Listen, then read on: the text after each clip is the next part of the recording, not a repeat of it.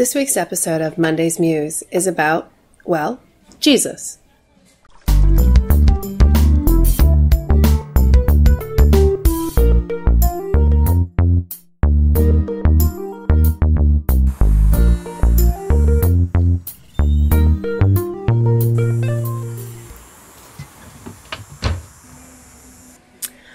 I'm Rachel Keefe, and I have been captivated by the question that Jesus asked his disciples in the gospel reading for yesterday. They were walking through Caesarea Philippi, having a conversation, when Jesus turned to his disciples and said, "Who do you say that I am?" The significance of this question then and now is pretty intense. In those days, the disciples risked a lot by answering that question in Roman territory. And yet their answer didn't capture all of what Jesus was and who he was. And I don't think much has changed. We see headlines of implications of what it means to be Christian today. There was the news coming out of Kentucky.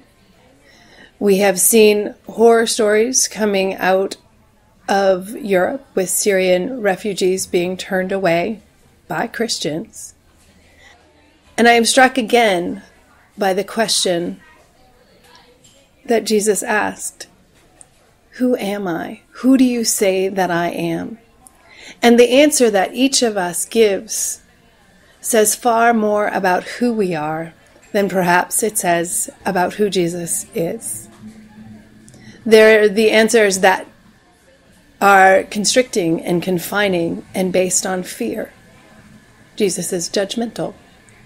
There are the answers that say that someone else will take care of it, that Jesus doesn't get his hands dirty. And then there are answers that we want to live into but don't know quite how.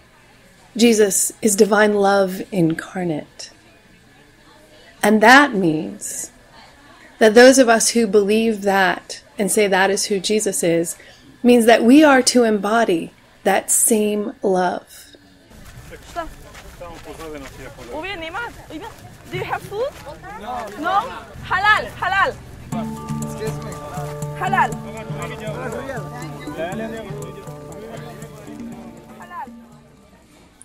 Many Christians say that they are the hands and feet and sometimes the voice of Jesus in this world. And that means going places and doing things and saying things that bring about God's love in this world. And that's the challenge. So I would love to hear from you, saying, who is Jesus to you? Who do you say that Jesus is? And what does that say about you? Please like and share this video. And do add your comments and questions below. See you next week.